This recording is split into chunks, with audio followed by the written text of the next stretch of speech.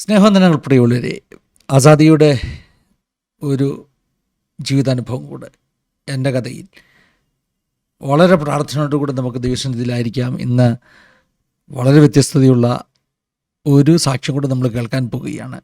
എല്ലാ പ്രാവശ്യവും വ്യത്യസ്തതയുള്ള സാക്ഷ്യങ്ങൾ നമ്മുടെ ചാനലിലൂടെ കൊണ്ടുവരാൻ ദൈവം സഹായിക്കുന്നു. അതോടൊത്ത് നമുക്ക് നന്ദി പറയാം. ഇന്നത്തെ ശുശ്രൂഷയുടെ അനുഗ്രഹത്തിന് വേണ്ടി ചേർന്ന് പ്രാർത്ഥിക്കാം. പരിശുദ്ധ പിതാവേ, അനുഗ്രഹീതമാകുന്ന ഈ നല്ല സമയത്തിനായി സ്തോത്രം. ഞങ്ങളുടെ നടുവിലേക്ക് അവിടുന്ന് കൂട്ടിക്കൊണ്ടുവന്നിരിക്കുന്ന അവിടുത്തെ ദാസനായി ഞങ്ങൾ അങ്ങ് സ്തുതിക്കുന്നു. തൻ്റെ ജീവിതാനുഭവങ്ങൾ ഞങ്ങൾക്ക് വലിയ ആത്മിക ബലത്തിന് കാരണമായി തീരാൻ പോകുന്നത് കൊണ്ട് സ്തോത്രം. മുറ്റുമായി സമർപ്പിക്കുന്നപ്പ ഞങ്ങളുടെ കുറവശങ്ങളെ ക്ഷമിച്ച് ദൈവമഹത്വം ഞങ്ങളിലൂടെ വെളിപ്പെടണം. പ്രാർത്ഥിച്ച് ആരംഭിക്കുന്ന ഈ സമയം മുതൽ ഞങ്ങളുടെ ആശീർവാദ പ്രാർത്ഥന വരെ പ്രത്യേക കൃപയുണ്ടാകണം. ഞങ്ങളുടെ വിശ്വാസത്തെ ബലപ്പെടുത്തണം. മുൻകാര്യങ്ങൾ നീ ചെയ്യാൻ പോകുന്നത് കൊണ്ട് സ്തോത്രം. സകല മാനവും സകല മഹത്വവും ഞങ്ങളവിടുത്തേക്ക് അർപ്പിക്കുന്നു. സിസ്റ്റർ നെറ്റ്വർക്ക് എല്ലാം കരങ്ങളിലേക്ക് ഏൽപ്പിക്കുന്നു. പ്രാർത്ഥന കേട്ടുപിടിച്ചിരിക്കുക. സ്തോത്രം യേശു മൂലം താഴ്മയായി ചോദിക്കുന്നു, കേൾക്കുമാറാകണമേ. അമേൻ, അമേൻ, അമേൻ. ഞാൻ ആരംഭത്തിൽ ഓർപ്പിച്ചതുപോലെ പിന്നെയും വ്യത്യസ്തതയുള്ള ഒരു ജീവിതാനുഭവം നമ്മൾ കേൾക്കാൻ പോവുകയാണ്. ഞാൻ കഴിഞ്ഞൊരു ടെസ്റ്റിമോണി സെഷനിൽ ഞാൻ പറഞ്ഞു, ഇത് നമുക്ക് വയനാടിൻ്റെ സീസണാണ്. വയനാട്ടിലെ ഗോത്രവർഗ്ഗക്കാരുടെ ഇടയിൽ കർത്താവിൻ്റെ വേല ചെയ്യുന്ന അനേക ദൈവമക്കൾ, ദൈവദാസന്മാർ, അവരെ ഓർത്ത് ദൈവത്തിന് സ്തോത്രം ചെയ്യുന്നു. അങ്ങനെ വയനാട്ടിൽ നിന്ന് തന്നെയുള്ള വളരെ അനുഗ്രഹിക്കപ്പെട്ട ഒരു ജീവിതാനുഭവമാണ് ഇന്ന് ആസാദിയുടെ പ്രേക്ഷകരുടെ മുമ്പിൽ എത്തിക്കുന്നത്. അതോർത്ത് ദൈവത്തെ സ്തുതിക്കുകയും സന്തോഷിക്കുകയും ചെയ്യുന്നു. കാരണം പലപ്പോഴും ഗോത്രവർഗ്ഗക്കാരുടെ ഇടയിൽ നിന്ന് കർത്താവിൻ്റെ വേല ചെയ്യുന്നവർ, അവരെ പുറം ലോകത്ത് അധികം ആളുകൾക്കറിയില്ല. അവരാ വയനാട്ടിലൊക്കെ ആയിട്ട് കർത്താവിൻ്റെ വേല ചെയ്ത് ശാന്തമായ ഒരു ജീവിതം നയിക്കുന്നു. എന്നാൽ ദൈവത്തിന് സ്തോത്രം, ആസാദി ചാനലിനെ ദൈവം ഉപയോഗിച്ചുകൊണ്ടിരിക്കുന്ന ഈ ദിവസങ്ങളിൽ അങ്ങനെയുള്ള ദൈവദാസന്മാരെ ലോകം മുഴുവനുള്ള മലയാളി ദൈവമക്കൾക്ക് പരിചയപ്പെടുത്തുവാൻ ഉപയോഗിച്ചുകൊണ്ടിരിക്കുന്നു. ദൈവത്തിന് സ്തോത്രം ചെയ്യുന്നു. ഇന്ന് നമ്മളോടൊപ്പം ജോയിൻ ചെയ്തിരിക്കുന്നത് വയനാട്ടിൽ നിന്ന് തന്നെ പ്രിയപ്പെട്ട അശോക് പാസ്റ്ററാണ്. അശോക് പാസ്റ്റർ വളരെ സ്നേഹത്തോടു കൂടി ആദരവോടുകൂടെ ഈ ഒരു സെഷനിലേക്ക് വെൽക്കം ചെയ്യുകയാണ്. Welcome pastor. Praise lord. സന്തോഷമായിരിക്കുന്നേ. ഒരു പ്രത്യേകതയുണ്ട്. പാസ്റ്ററുടെ പപ്പ വന്ന് സാക്ഷ്യം പറഞ്ഞു, പാസ്റ്ററുടെ വൈഫിൻ്റെ മാതാപിതാക്കൾ വന്ന് സാക്ഷ്യം പറഞ്ഞു. എന്നാൽ ആദ്യം കോണ്ടാക്ട് ആയത് നമ്മൾ തമ്മിൽ അല്ലേ? ആദ്യം സാക്ഷ്യം പറയാൻ നമ്മൾ ചിന്തിച്ചത് ആ സമയത്ത്. എനിവേ ദൈവത്തിൻ്റെ സ്തോത്രം. അപ്പോൾ ഇന്ന് നമുക്ക് പുതിയ തലമുറയിൽ നിന്ന് നമുക്കൊരു സാക്ഷ്യം കേൾക്കാം. ഒരുപക്ഷെ പാസ്റ്ററുടെ ജീവിതാനുഭവങ്ങൾ അവരുടെ അനുഭവങ്ങളുമായിട്ട് ബന്ധപ്പെട്ടതാകുമ്പോൾ തന്നെ അല്പം വ്യത്യസ്തതയുണ്ട് അല്ലേ? തീർച്ചയായിട്ടും. കാരണം അവരെന്ന് പറഞ്ഞാൽ ആ ഒരു കാലഘട്ടത്തിൽ, അവരൊക്കെ ജനിച്ചു വളർന്ന കാലഘട്ടം വളരെ തീക്ഷ്ണമാകുന്ന ജീവിതാനുഭവങ്ങളുള്ള കാലഘട്ടമാണ്. പ്രത്യേകിച്ചും പാർശ്വവൽക്കരിക്കപ്പെട്ട ഒരു സമൂഹം, അതിൻ്റെ ഭാഗമായിട്ട് വളർന്നു വരിക, അവർക്ക് ജോലി ചെയ്യുക അല്ലേ, അങ്ങനെയുള്ള കാര്യങ്ങളല്ലാതെ മറ്റൊന്നും അറിയത്തില്ലല്ലോ. ഒന്നും അറിയത്തില്ല. അടിമത്തമൊക്കെ നേരിട്ട് അനുഭവിച്ചിട്ടുള്ളൊരു തലമുറ അവരുടെ തലമുറ. പക്ഷെ പാസ്റ്ററുടെ കാലമായപ്പോഴേക്കും സമൂഹം ഒത്തിരി മാറി, ഒരുപാട് ഡെവലപ്പായി. നമുക്ക് ഓപ്പർച്യൂണിറ്റീസ് കിട്ടി, വിദ്യാഭ്യാസത്തിനുള്ള സാഹചര്യങ്ങൾ കിട്ടി. അതെ. അപ്പം എന്നാൽ തന്നെ ജീവിതത്തിലുള്ള ആ സ്ട്രഗിൾസിന് ഇന്നും അല്ലേ വലിയ മാറ്റമില്ലാതെ പലതുമുണ്ട്. തീർച്ചയായിട്ടും പാസ്റ്ററെ. ദൈവത്തെ അറിഞ്ഞവർക്ക് ഒരുപാട് ഒരു സ്വാതന്ത്ര്യം അനുഭവിക്കുന്നുണ്ട് ഇപ്പോഴും. പക്ഷെ ദൈവത്തെ അറിയാത്ത ഒരു കൂട്ടം ആൾക്കാരുണ്ട് ഇപ്പോഴും അതുപോലെ കുടുങ്ങി കിടക്കുക. തീർച്ചയായിട്ടും ഇപ്പോഴും അടിമത്തത്തിൽ തന്നെയാണ്. ദൈവത്തിന് സ്തോത്രം. ഈ സത്യവെളിച്ചം ചെല്ലുന്നിടത്ത് മാത്രമേ ഇരുൾ മാറിപ്പോകത്തുള്ളൂ. തീർച്ചയായും ഇരുളാണ് ശരിക്കും അടിമത്തം. അവർക്ക് വേണ്ടി പ്രാർത്ഥിക്കാം. അപ്പോൾ നമുക്ക് എവിടെ നിന്ന് തുടങ്ങാം പാസ്റ്ററെ? ഞാൻ പ്രേക്ഷകർക്ക് വേണ്ടി പറയുക, കഴിഞ്ഞ ദിവസം നമ്മുടെ ചാനലിൽ വന്ന പ്രിയ രാമൻ പാസ്റ്റർ സാക്ഷ്യം പറഞ്ഞിരുന്നു. രാമൻ പാസ്റ്റർ മകനാണ് അശോകൻ പാസ്റ്റർ.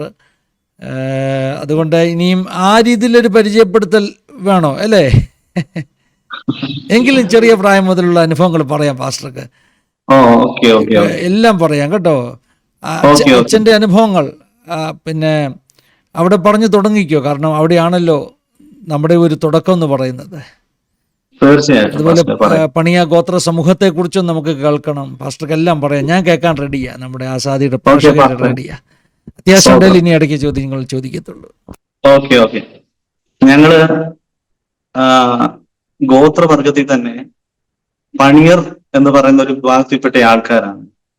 പണിയർ കൂടുതലായിട്ടും മലപ്പുറം, വയനാട്, കോഴിക്കോട്, അതുപോലെ കർണാടകയിലെ കുടക്, ഈ ഭാഗങ്ങളിലാണ് പണിയരെ കാണാൻ കഴിയുന്നത്.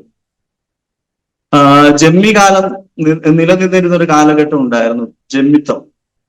അന്ന് അവരുടെ അടിമകളായിട്ട് അവരുടെ അടിമപ്പണിയും വേലകളും വീട്ടുവേലകളും ചെയ്ത് അങ്ങനെ കിട്ടിയ ഒരു പേരാണ് പണിയർ.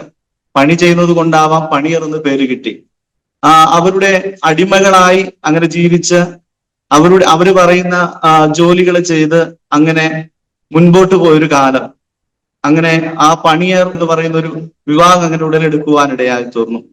മാത്രമല്ല, അവർക്ക് വ്യത്യസ്തമായ വസ്ത്രധാരണയുണ്ട്, ഭാഷയുണ്ട്, അതുപോലെ ദൈവങ്ങളുണ്ട്. മല ദൈവങ്ങളെയാണ് അവർ കൂടുതലായിട്ട് സേവിക്കാറ്. അങ്ങനെ ഒരു അന്തരീക്ഷത്തിൽ നിന്നാണ് ഞാൻ രക്ഷിക്കപ്പെട്ട് സ്നാനപ്പെട്ട് ദൈവവേല ചെയ്യുവാൻ കർത്താവ് എന്നെയും തിരഞ്ഞെടുപ്പാനിടയായി തീർന്നു. അങ്ങനെ എന്റെ സാക്ഷ്യം പറയാനാണ്, എന്റെ പിതാവിന്റെ സാക്ഷ്യം കൂടെ ഒത്തു പറഞ്ഞാൽ അത് പൂർണ്ണതയാവുള്ളൂ. അതുകൊണ്ട് ഞാൻ പിതാവിന്റെ സാക്ഷ്യം കൂടെ ചേർത്ത് പറയുക. പക്ഷേ ഇടയ്ക്ക് പണിയ സമൂഹത്തിന് സ്വന്തമായ ഭാഷയുണ്ട് അല്ലേ? ഭാഷയുണ്ട്. ലിപികളുണ്ടോ? അതോ ലിപി മലയാളത്തിന്റെ ഒക്കെ ലിപിയാണോ? ലിപിയില്ല, വാമൊഴികൾ മാത്രമാണ്. വാമൊഴിയാ. അതുപോലെ ആ ഭാഷയിൽ ബൈബിളൊക്കെ ഉണ്ടോ? ബൈബിൾ ഇറക്കിയിട്ടുണ്ട്. എങ്ങനെ ഭാഷ പറയുന്നത്? തമിഴ് പോലാന്നോ മലയാളം പോലാന്നോ? അത് തമിഴ് കർണാടക ഒക്കെ മിക്സായ ഒരു ഭാഷയാണ്. മലയാളം മിക്സായ ഭാഷയാണ്. പറയാൻ അറിയാമോ? തീർച്ചയായിട്ടും. ഞങ്ങള് വീടുകളിൽ യൂസ് ചെയ്യുന്ന ആ ഭാഷയാണ്. വീട്ടിലിപ്പോഴും അതാ സംസാരിക്കുന്നത്? തീർച്ചയായിട്ടും. ഞങ്ങള് മനസ്സ് മാത്രം മാറിയുള്ളൂ, ഭാഷ മാറിയിട്ടില്ല. ഞങ്ങളെ ദൈവത്തെ അറിഞ്ഞതുകൊണ്ട് ഞങ്ങളുടെ മനസ്സ് മാറി, ഗോത്രം മാറിയിട്ടില്ല. അതെ ഗോത്രം, വിശ്വാസം മാറി. വിശ്വാസം മാറി. ഗോത്രവും സംസ്കാരവും പശ്ചാത്തലവും ഒക്കെ അത് തന്നെ. അതെ. അപ്പൊ പക്ഷേ ആ ഒരു ലൈനെങ്കിലും ഒന്ന് പറയാമോ ഭാഷയിൽ? നോക്കാന്ന് അറിയാൻ വേണ്ടി. അങ്ങനെയാണെങ്കിൽ ഞാൻ ഒരു പാട്ട് പാടാം.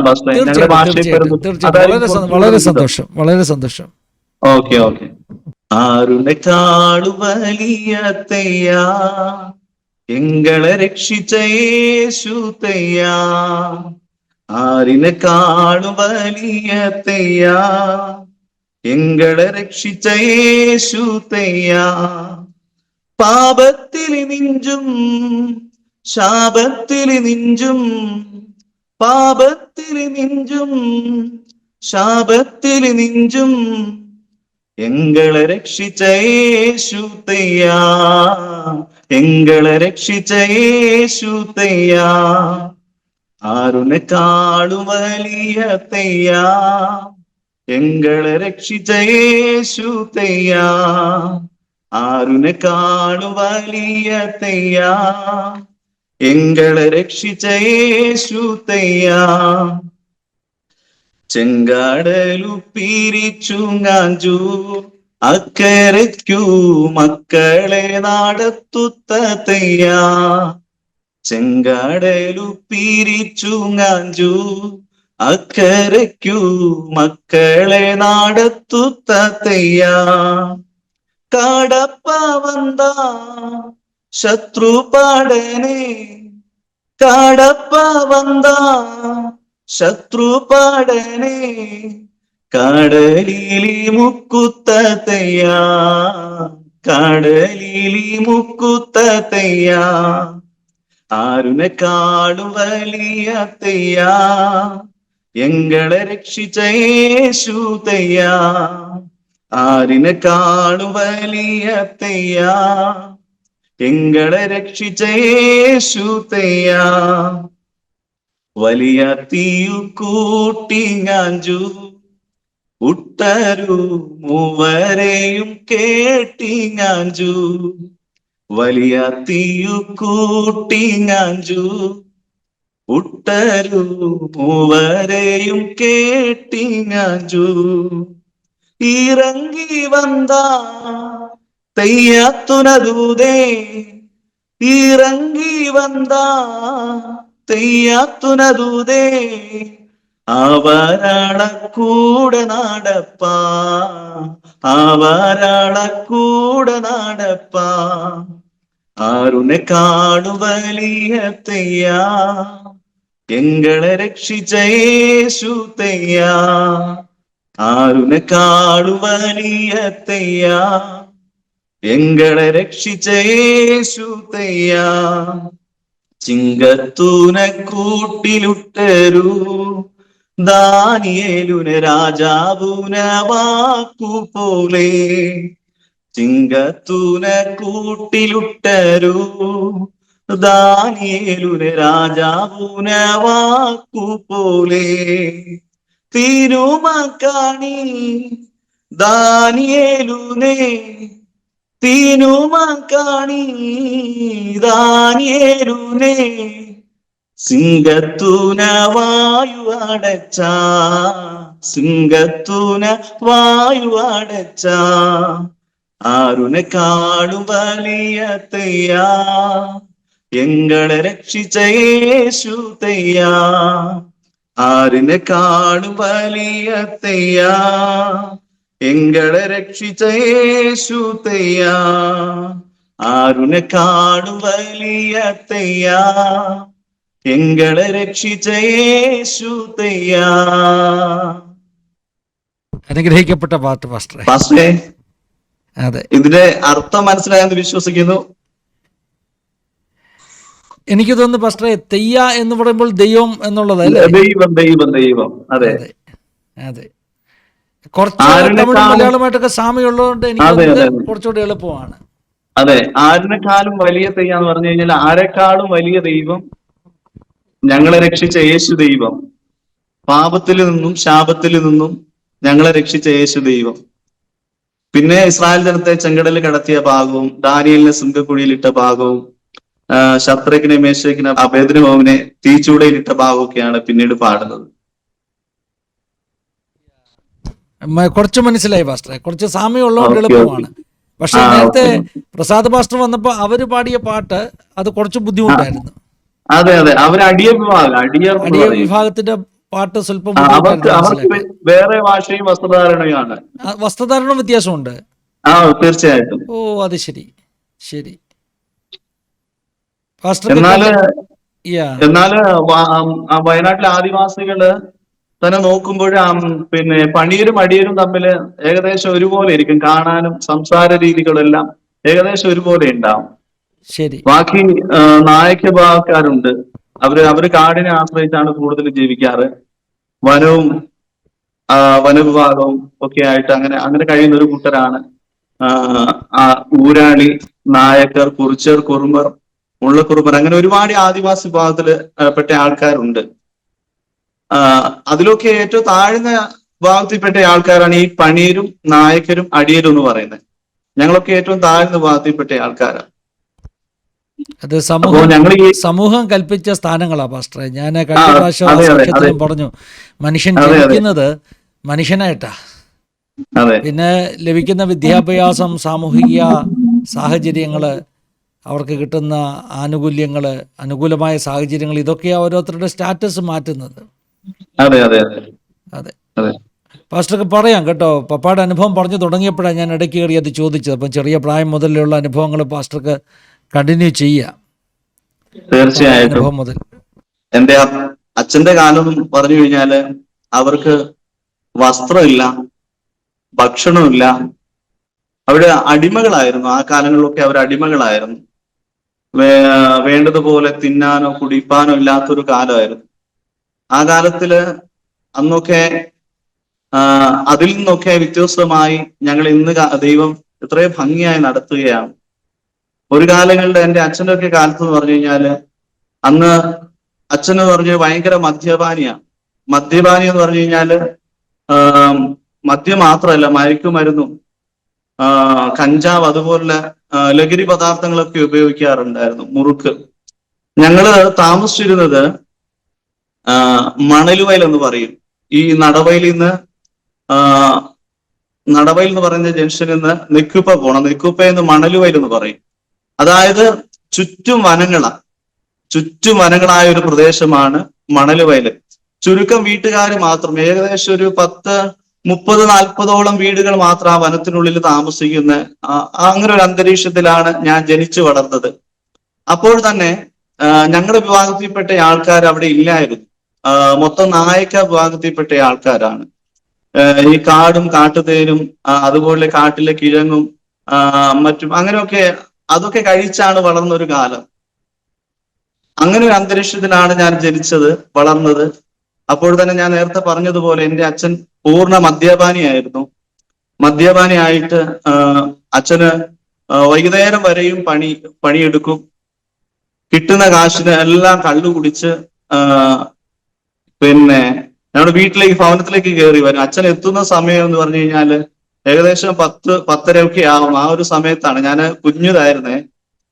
എനിക്ക് തോന്നുന്നത് എനിക്കൊരു 3-4 വയസ്സുള്ള അപ്പോഴുള്ള കാര്യങ്ങളാണ് ഞാൻ പറഞ്ഞു വരുന്നത്. അപ്പൊ ഈ അച്ഛന് വീട്ടിലേക്ക് വന്നു കഴിഞ്ഞാല്,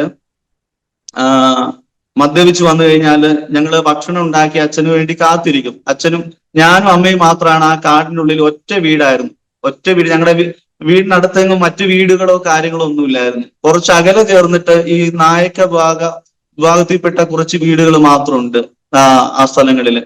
അപ്പം ഞങ്ങൾ ഒരൊറ്റ വീടായിരുന്നു. ഈ അപ്പൻ മദ്യപിച്ചിട്ട് രാത്രി വരും, ഒരു 10-10:30 ആയി വന്നു കഴിഞ്ഞാല് ഞങ്ങൾ അപ്പനെ കാത്തിരിക്കും. അപ്പന് ഭക്ഷണമെല്ലാം ഒരുക്കി ഇങ്ങനെ കാത്തിരിക്കും. പക്ഷെ അച്ഛൻ വന്നു കഴിഞ്ഞാൽ ഭവനത്തിലെ സ്ഥിതി മറ്റൊന്നാണ്. ഞങ്ങൾ അപ്പന് വേണ്ടി കാത്തിരിക്കും. അപ്പന് ഭക്ഷണം ഉണ്ടാക്കി കാത്തിരിക്കുമ്പോൾ അപ്പം വന്നിട്ട് കഴിക്കാന്ന് വിചാരിച്ച് അങ്ങനെ കാത്തിരിക്കുമ്പോൾ അച്ഛൻ വന്നിട്ട് എന്ത് ചെയ്യും? ഈ ഭക്ഷണം എല്ലാം എടുത്ത് വെളിയിലേക്ക് എറിയും. ഇങ്ങനെ വെളിയിലേക്ക് എറിഞ്ഞു കഴിഞ്ഞാൽ പിന്നെ ഞങ്ങൾക്ക് ഭക്ഷണമില്ല. പിന്നെ രാത്രി അമ്മയെ ഉപദ്രവിക്കും. മറ്റെങ്ങും പോകാൻ പറ്റാത്തൊരു സാഹചര്യം. അങ്ങനെ എൻ്റെ അമ്മ രാത്രി കാലങ്ങളില് എന്നെ എടുത്തുകൊണ്ട് ഈ നായക വിഭാഗത്തിൽപ്പെട്ട ആൾക്കാർ ഞങ്ങളുടെ വീടിന്റെ അവിടുന്ന് ഒരു 100-300 മീറ്റർ മാറി താമസിക്കുന്നുണ്ട്. അവര് വീടുകളിലേക്ക് പോകും രാത്രിയില്. എന്നെ അമ്മേനെ അച്ഛനെ ഉപദ്രവിച്ച് ഇറക്കി വിടുമായിരുന്നു വീട്ടിൽ നിന്ന്. അങ്ങനെ ഒരു സാഹചര്യത്തിലൂടെയാണ് ഞാൻ കടന്നു വന്നത്. അപ്പോൾ തന്നെ ഈ ജീവിത രീതി ഇങ്ങനെ തുടർന്നിങ്ങനെ പോകുമ്പോൾ തന്നെ എൻ്റെ അച്ഛൻ യഥാർത്ഥമായ ദൈവത്തെ കണ്ടുമുട്ടുവാൻ ഒരു സാഹചര്യം ഉണ്ടാവാനിടയായി തീർന്നു. ഒരിക്കലൊരു ദൈവദാസന് അച്ഛനെ കാണുവാനിടയായി തീർന്നു. അച്ഛനോട് സുവിശേഷം പറഞ്ഞു. കർത്താവായ യേശുവിൽ വിശ്വസിച്ചാൽ നീയും നിന്റെ കുടുംബവും രക്ഷ പ്രാപിക്കും എന്നൊരു വാക്യം അച്ഛനോട് പറയുവാനിടയായി തീർന്നു. അച്ഛനെ ഈ ജീവിത രീതി കൊണ്ട് തന്നെ സ്വന്തം ബന്ധുക്കാരും മാതാപിതാക്കളും സഹോദരങ്ങളും ഒക്കെ വെറുത്തൊരവസ്ഥയായിരുന്നു. അച്ഛനെ ആരും ചേർത്ത് കൊള്ളാത്തൊരവസ്ഥയിലാണ് ഈ വചനം കേൾക്കുന്നത്. കർത്താവായ യേശുവിൽ വിശ്വസിച്ചാൽ നീയും നിന്റെ കുടുംബവും രക്ഷ പ്രാപിക്കും. അച്ഛന് വർഷങ്ങളായിട്ട് 7 വർഷങ്ങളോളം ശബരിമലയിൽ പോവുമായിരുന്നു. മറ്റു അമ്പലങ്ങളിൽ ക്ഷേത്രങ്ങളിലൊക്കെയും കയറി ഇറങ്ങിയിട്ടും അച്ഛന്റെ മദ്യപാനം മാറുന്നില്ല, ദുസ്വഭാവങ്ങൾ മാറുന്നില്ല, അതുപോലെ വീട്ടിലെ സാഹചര്യങ്ങൾ മാറുന്നില്ല. അങ്ങനെ ഒരു അവസ്ഥയിലൂടെ കടന്നു പോകുമ്പോഴാണ് കർത്താവ് യേശുവിനെ കുറിച്ചൊരു ദൈവദാസൻ പറയുവാനിടയായി തോന്നുന്നു. കർത്താവായ യേശുവിൽ വിശ്വസിച്ചാൽ നീയും നിന്റെ കുടുംബവും രക്ഷ പ്രാപിക്കുമെന്ന് ഒരു വാക്യം പറഞ്ഞു കൊടുക്കുവാനിടയായി തീർന്നു. അപ്പോൾ അച്ഛൻ ഇങ്ങനെ ചിന്തിക്കുവാനിടയായി തീർന്നു. ഞാൻ മറ്റ് അമ്പലങ്ങളിലും പള്ളികളിലും ഒക്കെ പോയിട്ടും ഇങ്ങനൊരു വാക്യമോ ഇങ്ങനൊരു വാചകമോ എന്നെ ആശ്വസിപ്പിക്കുന്ന ഇങ്ങനെ ഒരു വചനമോ ഒന്നും ഞാൻ ഇതുവരെയായിട്ടും കേട്ടിട്ടില്ലല്ലോ. ഇവിടെ ഈ വചനം ഇങ്ങനെയാണല്ലോ പറയുന്നത്, കർത്താവ് യേശു വിശ്വസിച്ചാൽ നീയും നിന്റെ കുടുംബവും രക്ഷ പ്രാപിക്കും.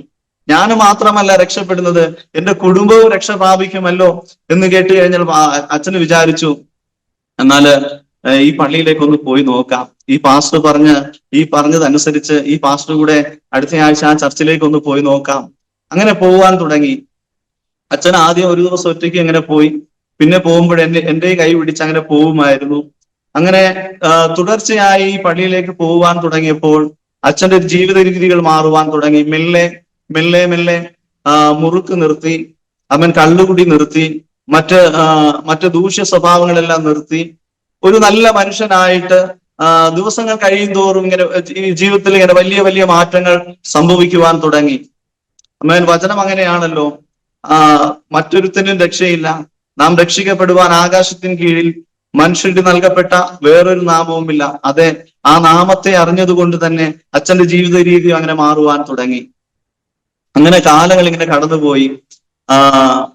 അപ്പോൾ വീട്ടില് വിഷയങ്ങൾ സംഭവിക്കാൻ തുടങ്ങി. അച്ഛൻ ദൈവത്തെ അറിഞ്ഞതുകൊണ്ട് വീട്ടിൽ വിഷമങ്ങൾ, മറ്റു പ്രയാസങ്ങളൊക്കെ ഉണ്ടാവാനിടയായി തീർന്നു. എതിർപ്പുമായിട്ട് അമ്മ ആദ്യം വരുവാനിടയായി തീർന്നു.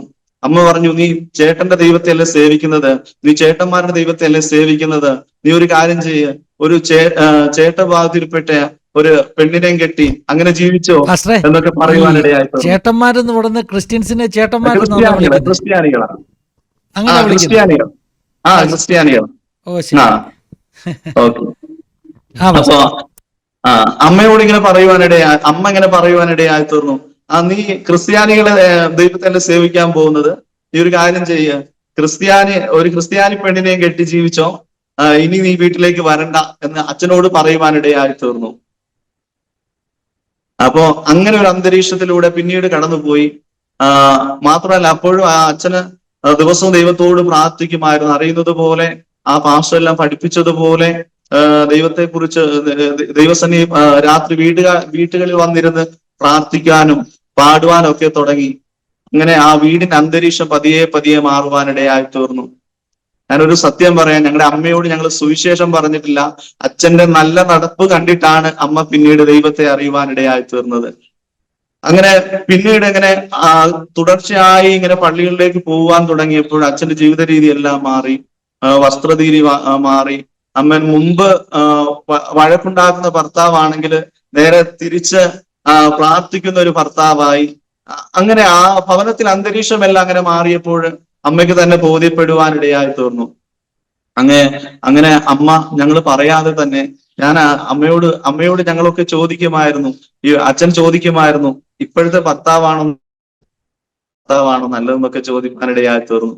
അപ്പൊ അച്ഛന്റെ ജീവിത സാഹചര്യങ്ങൾ കൊണ്ട് തന്നെ അമ്മയ്ക്ക് ബോധ്യമായി, ഇത് യഥാർത്ഥമായ ദൈവത്തെയാണ് ഇദ്ദേഹത്തിന് അറിഞ്ഞത്, ഈ ദൈവത്തിന്റെ അടുത്തേക്ക് പോയപ്പോ ഇദ്ദേഹത്തിന് എന്തോ ഒരു മാറ്റമുണ്ട് എന്നൊക്കെ അമ്മയ്ക്ക് തന്നെ ബോധ്യപ്പെടുവാനിടയായി തീർന്നു.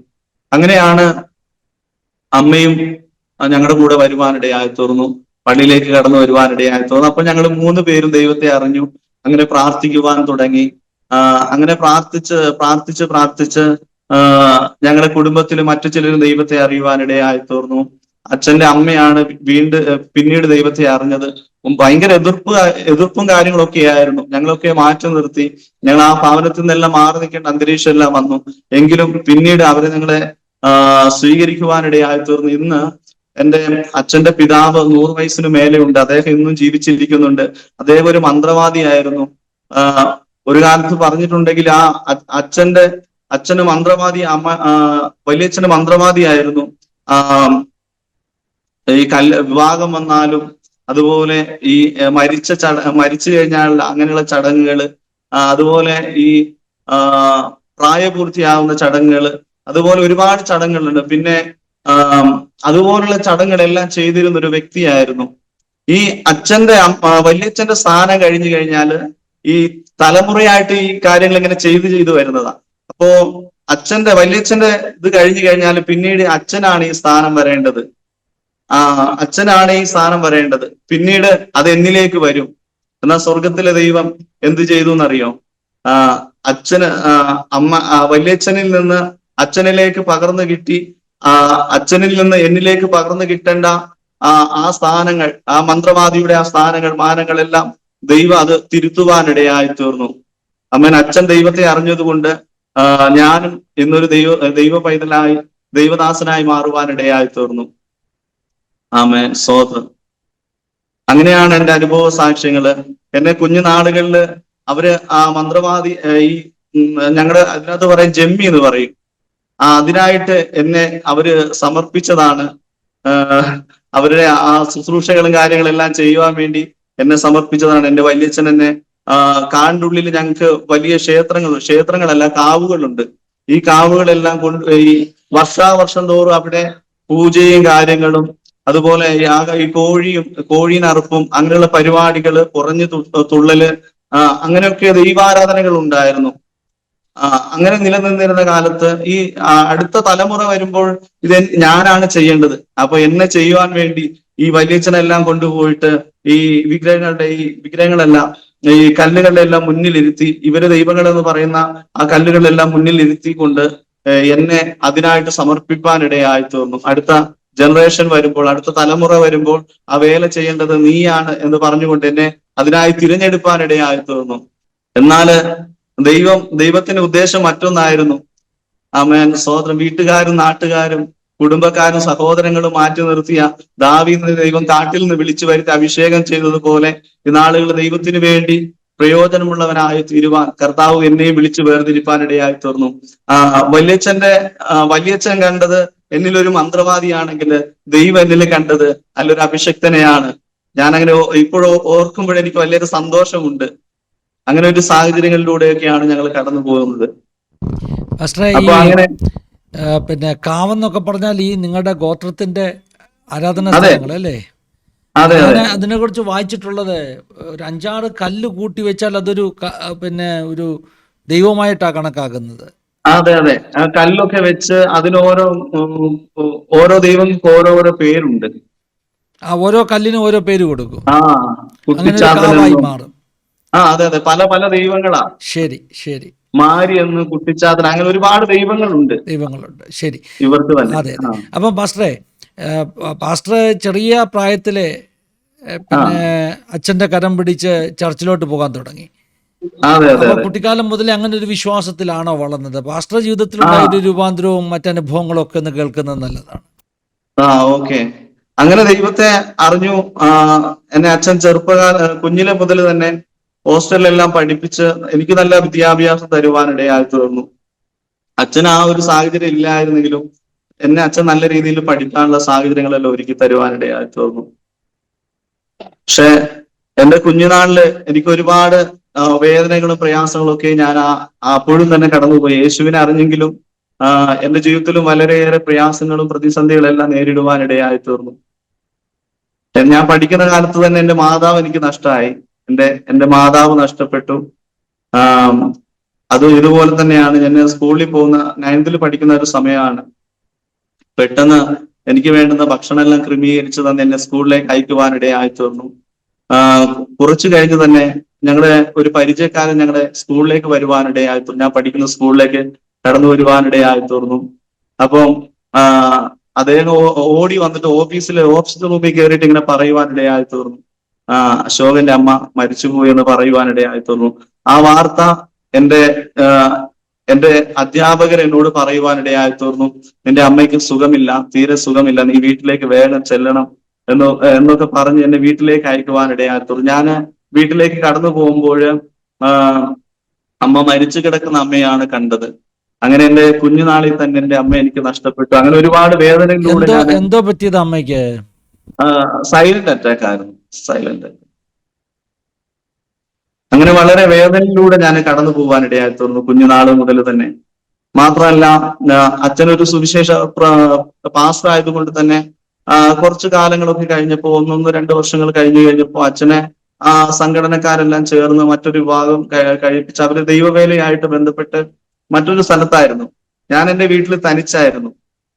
ഞാൻ തന്നെ ഭക്ഷണം ഉണ്ടാക്കി, ഞാൻ തന്നെ സ്കൂളിൽ പോയി, തിരിച്ച് ഞാൻ തന്നെ വീട്ടിലേക്ക് വന്ന് ഞാൻ ഒറ്റയ്ക്കുള്ള ഒരു ജീവിതമായിരുന്നു പിന്നീട് അങ്ങോട്ട്.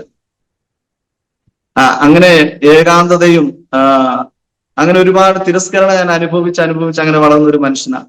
ചില സമയങ്ങളിൽ ഭക്ഷണം ഞാൻ തന്നെ ഉണ്ടാക്കണം, ഞാൻ തന്നെ സ്കൂൾ ഡ്രസ്സുകളെല്ലാം കഴുകി വൃത്തിയാക്കി സ്കൂളിലേക്ക് റെഡിയായി പോകണം. അങ്ങനെയൊക്കെ ഒരുപാട് വേദനയിലൂടെ ഞാൻ കടന്നു വന്നു. പിന്നീട് വിവാഹപ്രായം എത്തിയപ്പോൾ ദൈവം എന്താക്കി, വേറെ രീതികളിലൂടെ എന്നെ കടത്തി വിടുവാനിടയായി തീർന്നു. അതിനു മുന്നേ പഠനം എല്ലാം കഴിഞ്ഞു, +2 വരെ പോയി. പഠനമെല്ലാം കഴിഞ്ഞു, ജോലിക്ക് വേണ്ടി ഇങ്ങനെ ശ്രമിച്ചു, ഒരുപാട് ജോലിക്ക് വേണ്ടി ശ്രമിച്ചു. പക്ഷെ ജോലികളെങ്ങും കിട്ടിയില്ല. അങ്ങനെ ഇരിക്കുമ്പോഴാണ് ഞങ്ങളുടെ കാറ്റഗറിയിൽപ്പെട്ട ആൾക്കാർക്ക് മാത്രം പ്രത്യേകം ജോലി നിയമിക്കുവാനുള്ള ഗവൺമെന്റ് നിയമങ്ങൾ വന്നു. അങ്ങനെ അതിന് പോലീസിലേക്കും അതുപോലെ തന്നെ വനംവകുപ്പ് അതിലേക്കും ആൾക്കാരെ ഇങ്ങനെ സെലക്ട് ചെയ്യുവാനിടയായി തീർന്നു. ഞാൻ ഇതിലെല്ലാം പോയി പങ്കെടുക്കുവാനിടയായി തീർന്നു.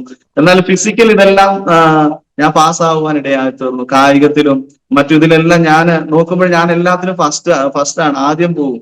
പക്ഷെ എന്നിട്ടും എനിക്ക് ഇതിന് സെലക്ഷൻ കിട്ടുന്നില്ല. അപ്പോൾ തന്നെ ഞാൻ 10ാം ക്ലാസ്സിൽ പഠിക്കുന്ന സമയത്ത് ഞങ്ങളുടെ ചർച്ചിൽ ഒരു ഉപവാസ പ്രാർത്ഥന നടക്കുകയാണ്. അപ്പൊ ഉപവാസ പ്രാർത്ഥന നടക്കുമ്പോൾ ഒരു ദൈവദാസന് എന്നോട് അന്നേ ആലോചന പറഞ്ഞിട്ടുണ്ടായിരുന്നു, നീ ഒരു ദൈവത്തിന്റെ വേലക്കാരനായി മാറും എന്നൊരു ദൂത് എന്റെ മേലുണ്ടായിരുന്നു. അപ്പൊ ഞാൻ പല ജോലികൾക്ക് ഇതിനിടെ ശ്രമിച്ചെങ്കിലും ഇതൊന്നും നടന്നില്ല. ഞാൻ ആ ദൂത് മറന്നിട്ടൊന്നുമില്ല. എങ്കിലും ഞങ്ങളുടെ വിഭാഗത്തിൽപ്പെട്ട ആൾക്കാർക്കൊന്നും ജോലികളും അങ്ങനെയുള്ള കാര്യങ്ങളൊന്നും കുറവില്ലല്ലോ, കിട്ടാറില്ലല്ലോ. അതുകൊണ്ട് ഞാൻ ഇതൊന്ന് ശ്രമിച്ചു എന്നേ ഉള്ളൂ. പക്ഷെ എന്നിട്ടും ഞങ്ങൾക്ക് അങ്ങനെയുള്ള കാര്യങ്ങൾ, ജോലികളോ മറ്റു സാധ്യതകളോ ഉണ്ടായില്ല. എന്റെ ജീവിതത്തിൽ അങ്ങനെ ഒരു അനുഭവം ഉണ്ടായില്ല. അങ്ങനെ ഇരിക്കുമ്പോഴാണ് എനിക്കൊരു വിവാഹാലോചന വന്നത്. തീർത്തും കൊറോണയായിട്ട് എല്ലാവരും ലോക്ക്ഡൌണിൽ കിടക്കുന്ന സമയത്താണ് ഞങ്ങൾ വിവാഹം നടന്നത്. അതൊക്കെ ദൈവം മുഖാന്തരങ്ങൾ ഒരുക്കി തരുവാനിടയായി തീർന്നു. അതുപോലെ നല്ല ഡ്രസ്സോ ചെരുപ്പോ മറ്റു കാര്യങ്ങളോ ഒന്നും എടുക്കാൻ സാമ്പത്തികം എന്റെ കയ്യിലില്ലായിരുന്നു. അതുപോലെ വീട്ടുകാരുടെ കയ്യിലും ഇല്ലായിരുന്നു. പക്ഷെ കർത്താവ് അതെല്ലാം ഭംഗിയായി ചെയ്തു തരുവാനിടയായി തീർന്നു. ഒരു ദൈവദാസനുണ്ട് ഞങ്ങളുടെ വയനാടുകളിലൊക്കെ ഈ മിഷണറി പ്രവർത്തനമായിട്ട് വരുന്ന ഒരു ദൈവദാസന, തിരുവല്ല എന്ന് വരുന്ന ഒരു പീറ്റർ എന്ന് പറയുന്ന ഒരു അച്ചായന് ഞങ്ങളുടെ വിഭാഗം എല്ലാം ഭംഗിയായി നടത്തി തരുവാനിടയായി തീർന്നു. ഞാൻ നോക്കുമ്പോൾ കൊറോണ സമയം ആരെങ്കിലും പൈസയും സാമ്പത്തികവും, ഞങ്ങളൊക്കെ കൂലിപ്പണി എടുത്താൽ ഞങ്ങളുടെ കയ്യിൽ പൈസയുണ്ട്. അപ്പൊ അങ്ങനെ ഒരു അന്തരീക്ഷത്തിലേക്ക് കടന്നു പോവുകയാണ്. അന്നുള്ള ആഹാരം എന്ന് പറഞ്ഞ പോലെ ഞങ്ങൾ അത് കഴിച്ച് മുന്നോട്ട് പോകുന്ന ഒരു കാര്യം, 1 രൂപ പോലും എടുക്കുവാനോ മാറ്റി വെക്കുവാനോ ഞങ്ങൾക്ക് ഇല്ല. ആ ഒരു സാഹചര്യത്താണ് കർത്താവ് ഞങ്ങളുടെ വിവാഹം നടത്തി തരുവാനിടയായി തീർന്നത്. ആ ദൈവദാസനിലൂടെ അത് നടത്തി തരുവാനിടയായി തീർന്നു. അങ്ങനെ വിവാഹമെല്ലാം കഴിഞ്ഞു. വീണ്ടും ലോക്ക്ഡൌണും കാര്യങ്ങളൊക്കെ ആയിട്ട് ഞങ്ങൾ വീട്ടിൽ തന്നെ ഒതുങ്ങിപ്പോയി. മറ്റൊരു സ്ഥലത്ത് പോകുവാനോ മറ്റൊരു ജോലിയിൽ ഏർപ്പെടുവാനോ ഒന്നും കഴിയാതെ വീടുകളിൽ ഗവൺമെന്റ് അരി കിട്ടാറുണ്ടായിരുന്നു. ആ അരിയും ആശ്രയിച്ച് അങ്ങനെ ഭക്ഷണവും കഴിച്ച് വീട്ടിൽ തന്നെ അങ്ങനെ കഴിഞ്ഞു പോയൊരു കാലം ഉണ്ടായിരുന്നു. ഞങ്ങൾ ആ ഒരു ടൈം എല്ലാവരും തന്നെ വീട്ടിൽ ഒതുങ്ങിക്കൂടിയ സമയത്ത് ഞാനും എന്റെ കൂടെ കുറച്ച് പാസ്റ്റർമാരുണ്ട്, ദൈവദാസന്മാരുണ്ട്. ഞങ്ങൾ ഒറ്റ ദിവസം പോലും വീട്ടിലിരിക്കാതെ ഞങ്ങൾ ദൈവവേലയ്ക്കായിട്ട് പോകുവാനിടയായി തീർന്നു. അന്ന് ഞാനൊരു പാസ്റ്ററല്ല, സുവിശേഷത്തിനായിട്ട് ഇറങ്ങിയിട്ടില്ലായിരുന്നു. എന്നാല് സുവിശേഷ വേല ചെയ്യുമായിരുന്നു, ഒരു സഭാ അല്ലായിരുന്നു. ആ കാലത്തിന് കൊറോണയൊക്കെ സമയത്ത് ഞാൻ ഒരുപാട് സ്ഥലങ്ങളിൽ ഞങ്ങൾ ഇങ്ങനെ കടന്നുപോയി. ആരും പോകാത്ത വനാന്തരങ്ങളിലും കാടുകളിലും മേടുകളിലൊക്കെയും പോയി സുവിശേഷമൊക്കെ പറഞ്ഞ് അനേകരെ കണ്ട് ആശ്വസിപ്പിക്കുകയും ബലപ്പെടുത്തുകയൊക്കെ ഇങ്ങനെ സ്വർഗത്തിലെ ദൈവം അങ്ങനെ ഒരു ഭാഗ്യം തരുവാനിടയായി തീർന്നു. അപ്പോൾ ഞങ്ങളുടെ വീട്ടുകാർ പോലും കൊറോണ കാലമല്ലേ, എല്ലാരും വീട്ടിൽ ഒതുങ്ങിയിരിക്കേണ്ടേ എന്നൊക്കെ പരാതികളായി ഞങ്ങളുടെ വീട്ടുകാരെല്ലാം പറയുവാനിടയിൽ തീർന്നു. കോളനിയിലെ ആൾക്കാരൊക്കെ പറയാനിടയിൽ തീർന്നു. ഇതൊരു കോളനിയല്ലേ, നിങ്ങൾ ഇവിടെ ഒതുങ്ങിയിരുന്നാലല്ലേ ശരിയാവുള്ളൂ, നിങ്ങൾക്ക് കൊറോണ വന്നു കഴിഞ്ഞാൽ ഞങ്ങൾക്കെല്ലാം കൊറോണ പിടിപെടില്ല എന്നൊക്കെ പറഞ്ഞ് ഞങ്ങൾ അവിടെ ഒതുക്കിയിരിക്കുവാൻ നോക്കി. എന്നാൽ ഞങ്ങൾ ആ ഒരു കാലഘട്ടത്തൊന്നും തളരാതെ ദൈവത്തിന്റെ വേല ചെയ്യുവാനിടയായി തീർന്നു.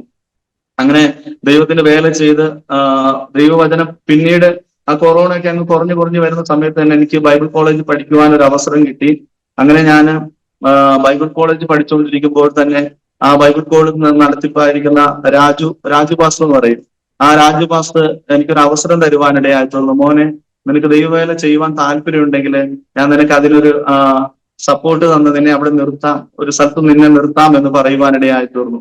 അങ്ങനെ ഞാൻ ആദ്യമായിട്ട് ദൈവവേലയ്ക്ക് ഇറങ്ങുവാനിടയായി തീർന്നു. കൊറോണ ആ സമയത്ത് തന്നെയാണ്, കൊറോണ കഴിഞ്ഞ് വരുന്ന ആ സമയത്ത് തന്നെ ദൈവത്തിന്റെ വേലയ്ക്ക് വേണ്ടി പ്രാർത്ഥിച്ച് അങ്ങനെ ഇറങ്ങുവാനിടയായി തീർന്നു. അന്ന് എനിക്ക് ചെറിയൊരു കുഞ്ഞുണ്ടായിരുന്നു, ഒരു ചെറിയ കൈക്കുഞ്ഞ, 1 വയസ്സ് പോലും ഇല്ലാത്തൊരു കൈക്കുഞ്ഞുമായി ഞങ്ങൾ ദൈവവേലയ്ക്ക് ഇറങ്ങുവാനിടയായി തീർന്നു. അവിടെ ദൈവവേലയ്ക്ക് പോയിട്ട് ബത്തേരി തൊടുവെട്ടി എന്ന് പറയും, അവിടെയാണ് ഞങ്ങൾ ആദ്യമായിട്ട് ദൈവത്തിന്റെ വേലയായിട്ട് കടന്നു പോകുന്നത്. എന്നാല് ആ കൊറോണ സമയങ്ങളിൽ ഞങ്ങൾ ഒരുപാട് ബുദ്ധിമുട്ടുകൾ അനുഭവിച്ചു. ഞങ്ങളുടെ കുഞ്ഞിന് ഒരു പാമ്പേഴ്സ് മേടിക്കുവാനോ മറ്റൊരു സ്വീറ്റ്സ് മേടിക്കുവാനോ അങ്ങനെ വളരെയേറെ ബുദ്ധിമുട്ടുകളിലൂടെ ആ സാഹചര്യങ്ങളിലൂടെയൊക്കെയും കടന്നുപോയി. എന്നാൽ കർത്താവ് ഞങ്ങളെ അവിടെയൊക്കെയും തക്ക സമയത്ത് വേണ്ട നന്മകളും എല്ലാം നൽകി തരുവാനിടയായി തീർന്നു. ഒരു കാലങ്ങളിൽ ഞങ്ങൾക്ക് സപ്പോർട്ടൊന്നും ഇങ്ങനെ കൃത്യമായി 1500 രൂപയാണ് എനിക്ക് ആദ്യമായിട്ട് സപ്പോർട്ടായിട്ട് കിട്ടിക്കൊണ്ടിരുന്നത്. അതുപോലും കിട്ടാത്ത സാഹചര്യങ്ങൾ ഞങ്ങളുടെ ജീവിതത്തിലൂടെ കടന്നു പോകുവാനിടയായി തീർന്നു. ഈ 3-4 വർഷങ്ങൾക്ക് മുൻപേയുള്ള കാര്യമാണ് പറയുന്നത്. അങ്ങനെ സപ്പോർട്ടൊന്നും ഇല്ലാണ്ട് ഇങ്ങനെ ഇരുന്നൊരു കാലം ഉണ്ടായിരുന്നു.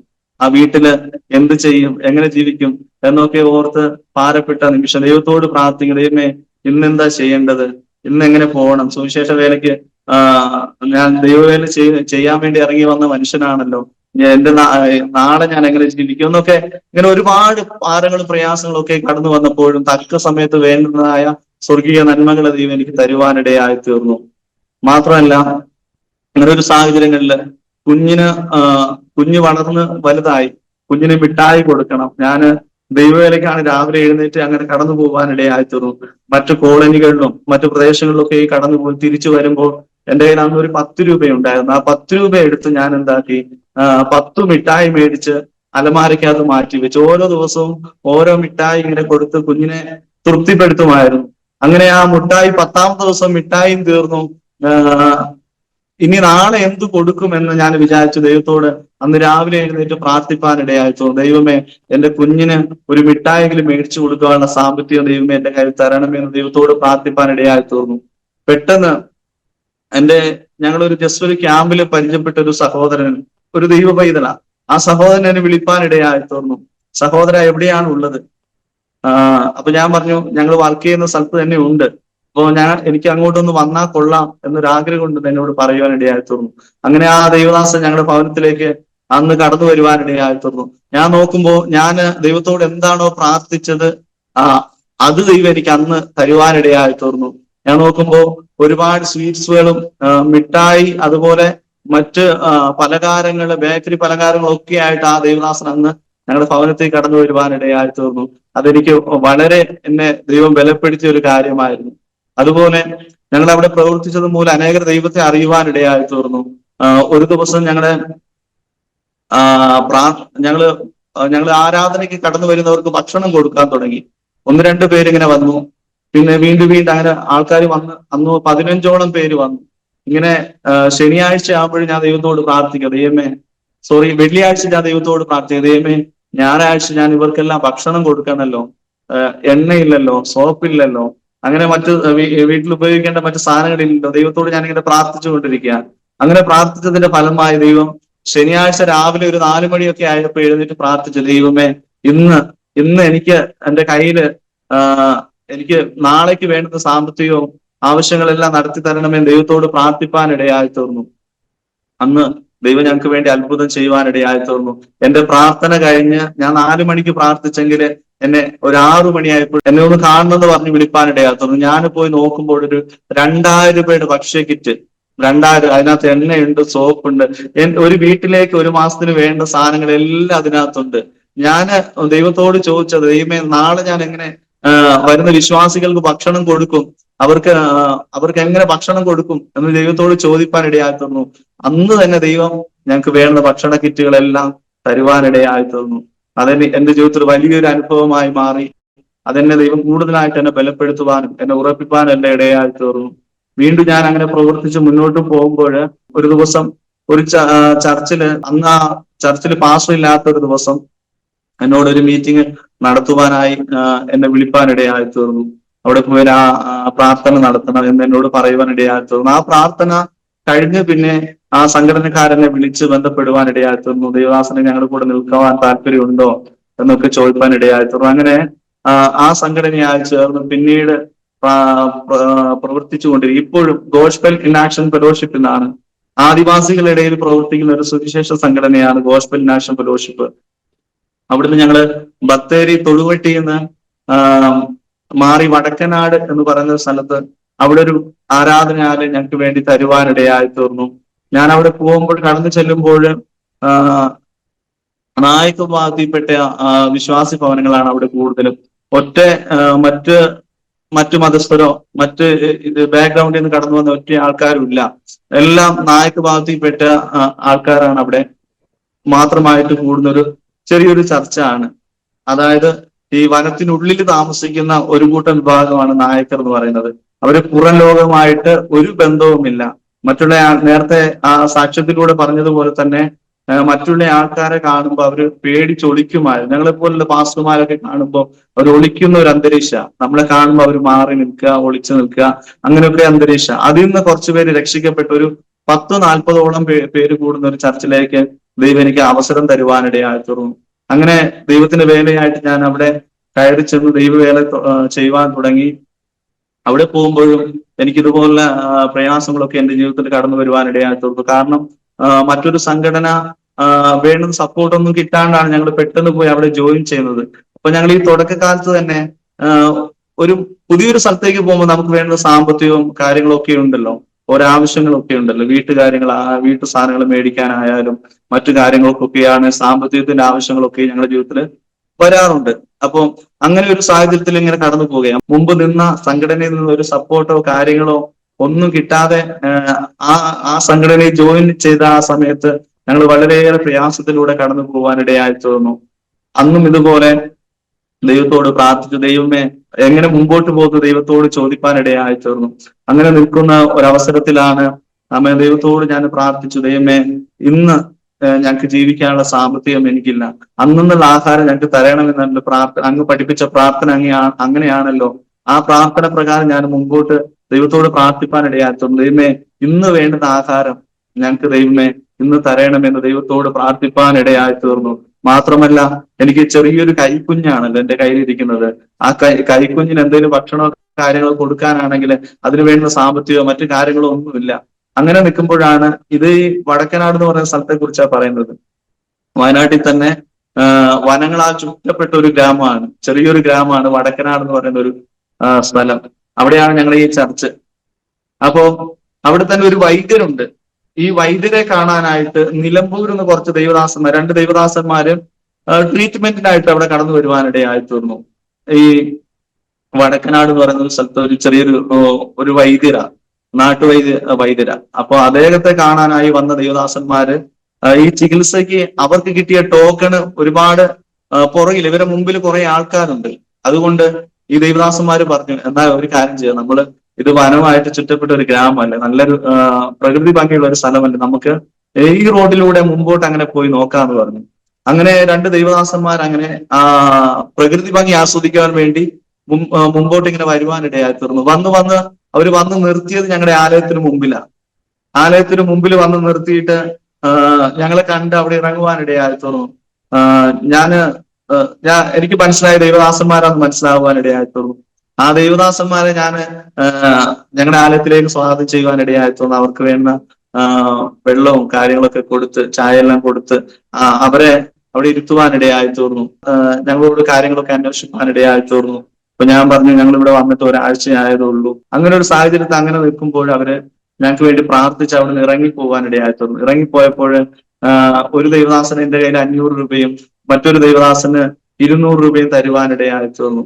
അതും ദൈവനെ നടത്തിയ വിധങ്ങളാണ്. അപ്പൊ അങ്ങനെയുള്ള അനുഭവങ്ങളിലൂടെ കടന്നു പോകാനിടയായി തീർന്നു. മാത്രമല്ല അവിടെ പോയിട്ട് ദൈവം ഞങ്ങളിലൂടെ വലിയ അത്ഭുതങ്ങളും അടയാളങ്ങളൊക്കെ ചെയ്യുവാനിടയായി തീർന്നു. ഞങ്ങൾ വീട്ടു പ്രാർത്ഥനയ്ക്കൊക്കെ എല്ലാ ബുധനാഴ്ചകളിലും വീട്ടു പ്രാർത്ഥനയുണ്ട്. അപ്പൊ ഈ വീട്ടു പ്രാർത്ഥനകൾ പോകുന്ന ഈ വനത്തിലൂടെ പോകണം. വനത്തിലൂടെ പോയിട്ട് വേണം മിക്കവാറും ദിവസങ്ങളിൽ വീട്ടു പ്രാർത്ഥന കഴിഞ്ഞു വരുമ്പോൾ വഴിയിൽ നിന്ന് ആനേനൊക്കെ ഓടിച്ചു വേണം തിരിച്ച് ചർച്ചിലേക്ക് വരിക. അങ്ങനെയൊക്കെ അന്തരീക്ഷങ്ങളിലൂടെയൊക്കെ ഞങ്ങൾ കടന്നുപോയി. പല സാഹചര്യങ്ങളിലും ആനേനെയും കടുവനെല്ലാം മുഖാമുഖമായി കണ്ട ആ ജീവിതാനുഭവങ്ങളൊക്കെ ഞങ്ങളുടെ ജീവിതത്തിലുണ്ട്, എന്റെ ജീവിതത്തിലുണ്ട്. അവിടെയൊക്കെ സ്വർഗത്തിലെ ദൈവനെ കൺമണി പോലെ സൂക്ഷിപ്പാനിടയായി തീർന്നു. ഒരിക്കല് ഞാന് ഒരു പ്രാർത്ഥന കഴിഞ്ഞ് എന്റെ ഭവനത്തിലേക്ക് കടന്നു വരികയാണ്. ആ വരുന്ന വഴിയിൽ പെട്ടെന്നൊരു ആന എന്റെ മുമ്പിലേക്ക് വരുവാനിടയായി തീർന്നു, ഓടി മുമ്പിലേക്ക് വരുവാനിടയായി തീർന്നു. ഞാൻ പ്രാർത്ഥന കഴിഞ്ഞ് അന്യഭാഷയിലൂടെ അങ്ങനെ അന്യഭാഷ പറഞ്ഞ് മുമ്പോട്ട് പോയിക്കൊണ്ടിരിക്കുന്ന സമയത്ത് ഈ ആന വന്നത് ഞാൻ കണ്ടെങ്കിലും ആനേനെ എനിക്ക് പേടിയേ തോന്നില്ല. ഞാൻ ആനേന്റെ തൊട്ട് മുമ്പില് അത് തുമ്പി നീട്ടിക്കഴിഞ്ഞാൽ എന്നെ തൊടാം, ആ രീതി ഞാൻ ആനേന്റെ തൊട്ട് മുമ്പിൽ ഉണ്ടായിട്ടും ഞാൻ അന്യഭാഷ പറഞ്ഞ് അവിടെ പ്രാർത്ഥിപ്പാനിടയായി തീർന്നു. ആന എന്നെ ഒന്നും ചെയ്യാതെ മാറി നടപ്പാനിടയായി തീർന്നു. അങ്ങനെ വലിയ അനുഭവങ്ങളൊക്കെയും അവിടുന്ന് ദൈവം എന്നെ ചെയ്യിപ്പാനിടയായി തീർന്നു. അങ്ങനെ ആ ആ സഭയിൽ കടന്നുപോയി അവിടുത്തെ വേലയായിട്ട് മുന്നോട്ട് പോകുമ്പോൾ അവിടുത്തെ ഒരുപാട് രോഗികളായ ആൾക്കാരുണ്ട്. ഒരിക്കൽ ഒരു കുഞ്ഞ് ഇടയ്ക്കിടയ്ക്ക് ഈ കുഞ്ഞിന് അപസ്മാരം ഉണ്ടാകുമായിരുന്നു. ഒരിക്കൽ ഈ കുഞ്ഞ് ഇങ്ങനെ സുഖമില്ലാന്ന വാർത്ത ഞാൻ കേൾപ്പാനിടയായിരുന്നു. ഞാൻ അവരുടെ വീട്ടുകാരോട് പറഞ്ഞു, ആ കുഞ്ഞിന് നേരെ ചർച്ചിലേക്ക് കൊണ്ടുപോവാ, ഞങ്ങൾ പ്രാർത്ഥിക്കാമെന്ന് പറയുവാനിടയായി തോന്നുന്നു.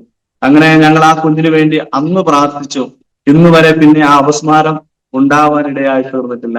അതുപോലെ തന്നെ അതേ ഭവനത്തിന് ആ കുഞ്ഞിന്റെ സഹോദരന് ഒരു കഴിഞ്ഞ മഴക്കാലമായ സമയത്ത് ഇവര് വീടിന്റെ മേളിലേക്ക് ഒരു മരം വീണിട്ട് ഒരു വലിയ കൊമ്പ് ഈ കൊച്ചിന്റെ മേലെ വീഴുവാനിടയായി തോന്നുന്നു. മൂക്കിലൂടെ ബ്ലഡ്, കണ്ണിലൂടെ, ചെവിയിലൂടെ എല്ലാം ബ്ലഡ് വന്ന് കോഴിക്കോട് മെഡിക്കൽ കോളേജിൽ കൊണ്ടുപോകാനിടയായി തോന്നുന്നു. അവിടെ ഒരു രക്ഷയും ഇല്ല എന്ന് പറയുവാനിടയായി തോന്നുന്നു. ഒന്നില്ലെങ്കിൽ മരണം അല്ലെങ്കിൽ അബോധാവസ്ഥയിലായിരിക്കും ഈ കുഞ്ഞിന്റെ ജീവിതം എന്ന് പറയുവാനിടയായി തോന്നുന്നു. ഞങ്ങള് ആ കോഴിക്കോട് ഹോസ്പിറ്റലിൽ പോയി കടന്നു ചെന്നപ്പോൾ അവന്റെ മാതാവ് ഒരു ലെറ്റർ എന്റെ കയ്യിൽ തന്നിട്ട് പറയാം, ഡോക്ടർ എഴുതി തന്നതാന്ന് പറഞ്ഞ് എന്റെ കയ്യിൽ തരുവാനിടയായി തോന്നുന്നു. അതിനകത്ത് ഇങ്ങനെയാണ് എഴുതിയിട്ടുള്ളത്: ഈ കുഞ്ഞ് ഒന്നിലെ അബോധാവസ്ഥയില് അല്ലെങ്കിൽ ജീവിതത്തിൽ മുമ്പോട്ട് അങ്ങനെ പോകാൻ കഴിയില്ല. അങ്ങനെ ഒരു അന്തരീക്ഷത്തിൽ നിൽക്കുന്ന ഒരു അനുഭവമാണ് ഡോക്ടർമാർ അവിടെ എഴുതിയിട്ട് ഈ മാതാപിതാക്കളുടെ കയ്യിൽ നിന്ന് ഒപ്പിട്ടേക്കുക, ചുമന്ന മഷിയിൽ എഴുതിയിട്ട് ഒപ്പിട്ടേക്കുക. ഞാൻ പറഞ്ഞത് ഡോക്ടർമാര് പറയുന്നതല്ലേ, നമ്മുടെ ദൈവം അതിനേക്കാളും ഡോക്ടർമാരെക്കാളും ശക്തനാണ് നമ്മുടെ ദൈവം. ഇന്നും ദൈവം സൗഖ്യമാക്കുവാൻ ശക്തനാണെന്ന് ഞാൻ അവരോട് പറയുവാനിടയായി തീർന്നു. ഞാൻ അവിടുന്ന് പറയുക മാത്രമല്ല, ആ കൊച്ചിന്റെ തലയിൽ കൈവച്ച് പ്രാർത്ഥിപ്പാനിടയായി തീർന്നു. ആ പ്രാർത്ഥിച്ച 3-ന്റെ അന്ന് ആ കൊച്ച് എഴുന്നേൽക്കുവാനിടയായി തീർന്നു. എഴുന്നേറ്റ് ഡോക്ടർ പിന്നീട് വന്നപ്പോൾ ഭയങ്കര അത്ഭുതമാണ് കാണുവാനിടയായി തീർന്നത്. ആ ഡോക്ടർ വന്ന് നോക്കുമ്പോൾ ആ കുഞ്ഞ് സാധാ ഒരു ആരോഗ്യമുള്ള ഒരു കൊച്ചിനെ പോലെ അങ്ങോട്ടും ഇങ്ങോട്ടും ആ ഹോളിലൂടെ കളിച്ചുകൊണ്ടിരിക്കുകയായിരുന്നു. അങ്ങനെ വലിയ അനുഭവങ്ങൾ ഞങ്ങളുടെ ജീവിതത്തിൽ ദൈവം ചെയ്യുവാനിടയായി തീർന്നു.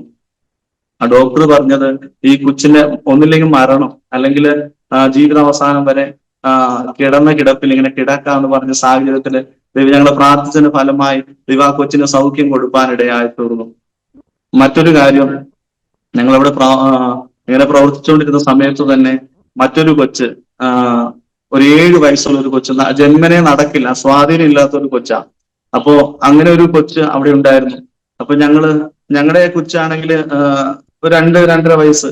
അപ്പൊ മോൻ ഇങ്ങനെ ഓടി നടക്കുമ്പോൾ 7 വയസ്സുള്ള കൊച്ച് ഇങ്ങനെ എഴഞ്ഞെഴഞ്ഞ് പോകുന്നത് കാണുമ്പോൾ എനിക്ക് ഭയങ്കര വിഷമമായിരുന്നു. ഞാൻ അന്നത്തെ സൺഡേയിൽ ദൈവത്തിന്റെ ആത്മാവിനോട് ഇടപെട്ടിട്ട് പറഞ്ഞു, ഈ വർഷം ഈ കുഞ്ഞ് നടക്കും എന്ന് പറയുവാനിടയായി തീർന്നു. അങ്ങനെ ഞങ്ങള് ആ കുഞ്ഞിന് ആ സൺഡേ ആരാധനയുടെ ഇടയ്ക്ക് ദൈവാത്മാവ് പറഞ്ഞത് പ്രകാരം ഞാൻ കൈവച്ച് പ്രാർത്ഥിപ്പാനിടയായി തീർന്നു. അടുത്ത ആഴ്ച മുതൽ ആ കൊച്ച് എഴുന്നേറ്റ് നടപ്പാനിടയായി തീർന്നു.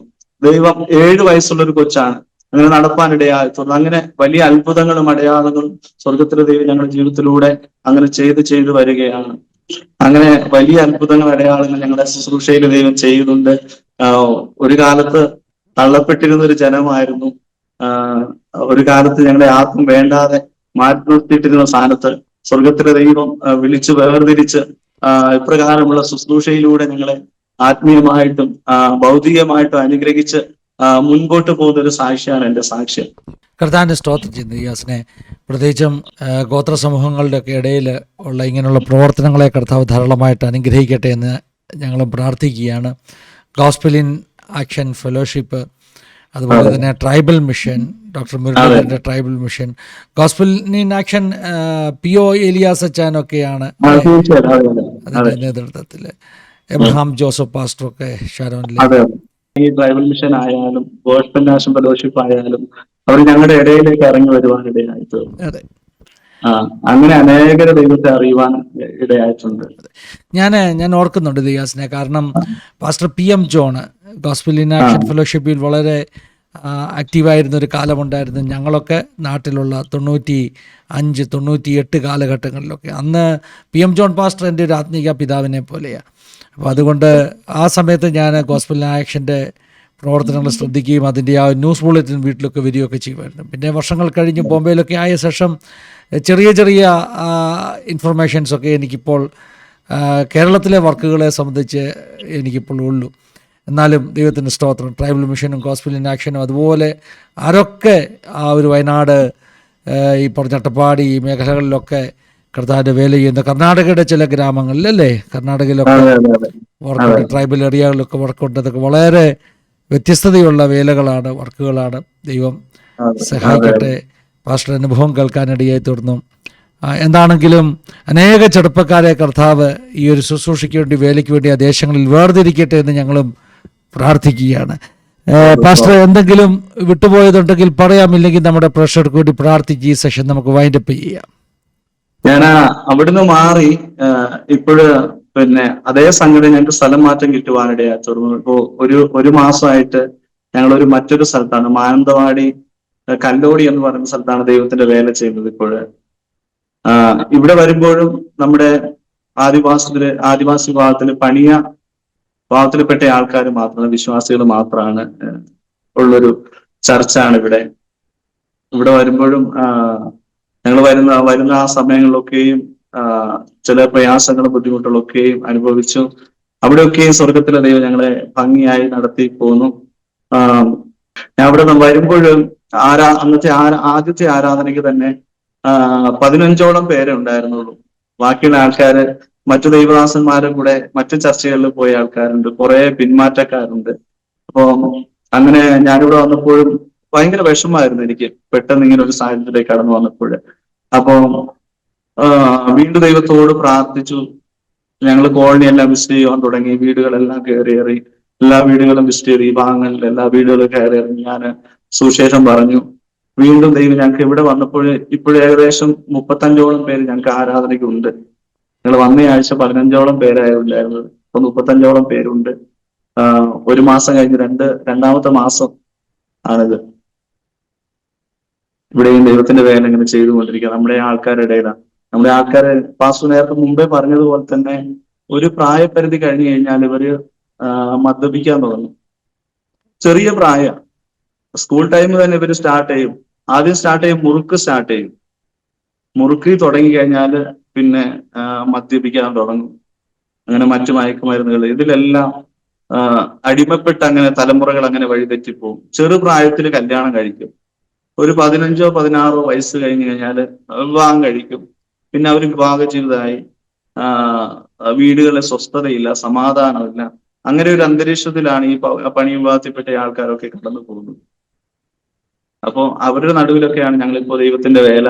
ഞാനും അതേ വിഭാഗത്തിൽപ്പെട്ട് ദൈവത്തെ അറിഞ്ഞു വന്ന ഒരാളാണല്ലോ. അപ്പൊ എന്റെ സാക്ഷ്യം കൂടി ഞാൻ അവരോട് പറഞ്ഞ് ഞങ്ങൾ എല്ലാ വീടുകളും തന്നെ മിക്കവാറും ദിവസങ്ങളിൽ പോയി വിസിറ്റ് ചെയ്യാറുണ്ട്. അവർ രോഗികളായ ആൾക്കാർക്ക് വേണ്ടി പ്രാർത്ഥിക്കാറുണ്ട്. അങ്ങനെ ദൈവം വലിയ അത്ഭുതങ്ങൾ ചെയ്യുവാനിടയാക്കും. ഞങ്ങൾ ഇവിടെ വന്ന സമയങ്ങളിൽ കുറച്ചു പേർക്കൊന്നും നല്ല വീടുകളോ കാര്യങ്ങളോ ഒന്നും ഇല്ലായിരുന്നു. ഞങ്ങൾ പ്രാർത്ഥിപ്പാനിടയായി തീർന്നു. കുറെ പേര് ഈ കഴിഞ്ഞ ആഴ്ചയിൽ സൺഡേയിൽ വന്ന് സാക്ഷ്യം പറയുവാനിടയായി തീർന്നു. വീടുകളെ മെയിൻ്റനൻസിന് വേണ്ടി ഫണ്ട് കയറുവാനിടയായി തീർന്നു. അങ്ങനെ രോഗികളായി വന്ന ആൾക്കാരുണ്ടായിരുന്നു. അവരെല്ലാം വിടുതൽ പ്രാപിക്കുവാൻ ഞങ്ങളുടെ കണ്ണുകൊണ്ട് ഈ നാളുകൾ കാണുവാനിടയായി തീർന്നു. അങ്ങനെ ദൈവം ഞങ്ങളെ ശുശ്രൂഷയിൽ ഇങ്ങനെ അനുഗ്രഹിച്ച് കൊണ്ടിരിക്കുകയാണ്. പാസ്റ്റർ, ദീർഘവർഷങ്ങൾ കഴിയുമ്പോഴാണ് ഇതിൻ്റെ റിസൾട്ടും ഫലവും നമുക്ക് കിട്ടുന്ന. അനേക കുടുംബങ്ങൾ, അനേക ചെറുപ്പക്കാരൊക്കെ അവരുടെ ജീവിതത്തിൽ കർത്താവിൻ്റെ വെളിച്ചം വന്നിട്ട് അവരെ ദൈവാനുഗ്രഹമുള്ള ജീവിതം നയിക്കുമ്പോൾ അതാണ് നമ്മുടെ പ്രതിഫലം. ഞാൻ എപ്പോഴും പറയാറുണ്ട്, ഒരു കർത്താവിൻ്റെ ദാസൻ്റെ സുവിശേഷകന്റെ പ്രതിഫലം എന്ന് പറഞ്ഞാൽ നമ്മളുടെ ശുശ്രൂഷയിലൂടെ വിടുവിക്കപ്പെട്ട ജനത്തിൻ്റെ മുഖത്തിലെ സന്തോഷം, അവരുടെ പുഞ്ചിരിയാണ്. നമുക്ക് അല്ലാതെ നമ്മുടെ ദൈനംദിന ആവശ്യങ്ങൾ അല്ലെ ദിനം പ്രതി കർത്താവ് നടത്തും, നമ്മുടെ ആവശ്യങ്ങളെ കർത്താവ് നടത്തും. ഭക്ഷിപ്പാനുള്ള ഭക്ഷണവും കിടക്കാനുള്ള കിടപ്പാടും ഒക്കെ കർത്താവ് നൽകി നടത്തും. നമ്മുടെ റിയൽ സന്തോഷം, പ്രതിഫലം എന്ന് പറഞ്ഞാൽ നമ്മളിലൂടെ വിടുവിക്കപ്പെടുന്നവർ നാളെ നമ്മളോട് വന്നിട്ട് പെടുന്ന പാസ്റ്റർ ശുശ്രൂഷ എനിക്കൊരു അനുഗ്രഹമായിരുന്നു, എൻ്റെ തകർച്ചയിൽ നിന്ന് വിടുവിച്ചത് പാസ്റ്ററാണ്. നാളെ ഒരു ചെറുപ്പക്കാരനെ മദ്യപിച്ച് മയക്കുമരുന്ന് ഉപയോഗിച്ച് തകർന്നു പോകേണ്ട ഒരു ചെറുപ്പക്കാരനെ നമ്മൾ ഒരു നല്ല നിലയിലെത്തിക്കുന്നു, അവനെ നല്ലൊരു മനുഷ്യനാക്കി മാറ്റുന്നു. അതിനാരും നമുക്ക് പ്രത്യേകിച്ച് ഒന്നും തന്നില്ലെങ്കിലും നമ്മുടെ മനസ്സിൻ്റെ അകത്തൊരു സംതൃപ്തി, ആ മനുഷ്യനെ ഒരു ജീവിതം കൊടുക്കാൻ നമുക്ക് കഴിഞ്ഞല്ലോ. അനേകരെ അങ്ങനെ രക്ഷിക്കാനൊക്കെ ദൈവം സഹായിക്കട്ടെ, നിങ്ങളെയൊക്കെ ഉപയോഗിക്കട്ടെ എന്ന് പ്രാർത്ഥിക്കുന്നു. വയനാട്ടിലും ഒക്കെ ആയിട്ട് ഇനി ഒത്തിരി ദൈവദാസന്മാരുണ്ട് ഈ അശോക് പാസ്റ്ററെ പോലെ കർത്താവിൻ്റെ വേല ചെയ്യുന്ന. എനിക്ക് പരിചയമുള്ള ആളുകളെ ചിലരെ ഞാൻ കൊണ്ടുവന്നു എന്ന് മാത്രം. ഇനി അനുഭവങ്ങൾ കേൾക്കാൻ ദൈവം നമുക്ക് സാഹചര്യങ്ങൾ ഒരുക്കും. കർത്താവ് സഹായിക്കട്ടെ, അനുഗ്രഹിക്കട്ടെ. നമ്മുടെ പ്രേക്ഷകർക്ക് വേണ്ടി പാസ്റ്റർക്ക് തന്നെ ചുരുക്കമായിട്ടൊന്ന് പ്രാർത്ഥിക്കാം. സ്തോത്രം. നമുക്ക് പ്രാർത്ഥിക്കാം. മഹാപരിശുദ്ധനും നിത്യനും നീതിമാനുമായ സ്വർഗീയ നല്ല പിതാവേ, നല്ലതും വിലയേറിയതുമായ ഈ അമ്മേൻ വൈകുന്നേര സമയത്തിന് ആനന്ദം നിറഞ്ഞ ഹൃദയത്തോടെ സ്തുതിക്കുന്നു, സ്തോത്രം ചെയ്യണപ്പ. ഈ അസാദി ടിവിയിലൂടെ അമ്മേൻ ഞങ്ങളെ ശ്രവിച്ച, അമ്മേൻ എന്റെ സാക്ഷ്യം ശ്രവിച്ച എല്ലാ പ്രിയപ്പെട്ടവർക്കായി പ്രാർത്ഥിക്കുന്നപ്പ. അമ്മൻ ഒരു സാക്ഷി മറ്റൊരു സാക്ഷിയെ ഉളവാക്കുമെന്ന് ദൈവത്തിന്റെ വചനത്തിൽ നിങ്ങൾ വായിക്കുന്നത് പോലെ ഈ സാക്ഷ്യം മറ്റുള്ളവർക്ക് അനുഗ്രഹമായി വിടുതലായി തീരുവാൻ സ്വർഗത്തിലെ ദൈവം അവിടെ ഇടയാക്കണമേ എന്ന് അവിടുത്തോട് പ്രാർത്ഥിക്കുന്നപ്പ. മറ്റൊരുത്തരും രക്ഷയില്ല എന്നുള്ള വചനം അമേൻ കേട്ട് അനേകർ യേശുവിലേക്ക് തിരിയുവാൻ സ്വർഗത്തിലെ ദൈവം അവിടെ ഇടയാക്കണമേ എന്ന് അവിടുത്തോട് പ്രാർത്ഥിക്കുന്നപ്പ. ഇങ്ങനൊരു അവസരം ഒരുക്കി തന്ന അമേൻ ഫിന്നി പാസ്റ്ററെ, അമേൻ ഫാമിലിയെ ദൈവം അനുഗ്രഹിക്കണമേ, അവരുടെ പ്രവർത്തനങ്ങളെ ദൈവം അനുഗ്രഹിക്കണമേ, എല്ലാ നിലകളിലും മാനിക്കണമേ എന്ന് പ്രാർത്ഥിക്കുന്നപ്പ. ഒരിക്കൽ കൂടെ അമേൻ സോദര ഈ സാക്ഷ്യം ശ്രമിക്കുന്ന എല്ലാ പ്രിയപ്പെട്ടവർക്കായി പ്രാർത്ഥിക്കുന്നപ്പ. അമേൻ സോദര രോഗികളാൽ ഭാരപ്പെടുന്നവർ, അമേൻ പ്രയാസങ്ങളിലൂടെ പ്രതിസന്ധികളിലൂടെ കടന്നു പോകുന്നവർ, അമേൻ കഷ്ടത അനുഭവിക്കുന്നവർ, ബുദ്ധിമുട്ടുകളും വേദനകളും അനുഭവിക്കുന്നവർ, സ്വർഗത്തിലെ ദൈവം ആശ്വാസത്തിന്റെ കരം വെച്ച് സൗഖ്യം നൽകണമേ എന്ന് അവിടുത്തോട് പ്രാർത്ഥിക്കുന്നപ്പ. ദൈവമേ, ഇങ്ങനെ ഒരു അവസരം ഹല്ലേലൂയ സ്വർഗത്തിലെ ദൈവം അടിയന് തന്നതിനാൽ നന്ദി പറയുന്നപ്പ. എണ്ണമില്ലാത്ത നന്മകളാൽ അടിയന് കുടുംബത്തെ നടത്തുന്ന വലിയ കൃപയ്ക്കായി നന്ദി പറയുന്നപ്പ. ഒരിക്കൽ കൂടെ ഞങ്ങളെ തന്നെ തൃക്കരങ്ങളെ പരമേൽപ്പിക്കുന്നു. അവിടെ ഞങ്ങളുടെ പ്രാർത്ഥനയും യാതന എല്ലാം കേട്ടതിനാൽ നന്ദി, യേശുവിന്റെ വിലയേറിയ നാമത്തിൽ തന്നെ ആമേൻ, ആമേൻ, ആമേൻ. പിതാപുത്ര പരിശുദ്ധാത്മാവാകുന്ന ത്രിയേക ദൈവത്തിന്റെ കൂട്ടായ്മ, സഹവാസം, കാവൽ നാം എല്ലാവരുടെ മേലും പ്രത്യേകമായി നമ്മുടെ നടുവിൽ കടന്നു വന്ന ജീവിതാനുഭവങ്ങൾക്ക് പങ്കുവച്ച പ്രിയ പാസ്റ്റർ മേൽ, തൻ്റെ കുടുംബത്തിന്മേൽ, ശുശ്രൂഷകളുടെ മേൽ ഇന്ന് മുതൽ എപ്പോഴും എന്നേക്കും ഉണ്ടായിരിക്കുമാറാകട്ടെ. ആമേൻ, ആമേൻ, ആമേൻ. താങ്ക് യു പാസ്റ്ററെ, ഒത്തിരി നന്ദി. ഇത്രയും സമയങ്ങൾ ഞങ്ങളോടൊപ്പം വന്ന് ചിലവഴിച്ചതിൽ ദൈവം ധാരാളമായിട്ട് അനുഗ്രഹിക്കട്ടെ, ശുശ്രൂഷകളെ മാനിക്കട്ടെ. ആസാദിയുടെ പ്രേക്ഷകരോടുമുള്ള നന്ദി പറയുന്നു. ദൈവം എല്ലാവരെയും ധാരാളം അനുഗ്രഹിക്കട്ടെ. God bless you all. Have A wonderful time. Thank you for watching. God bless you all.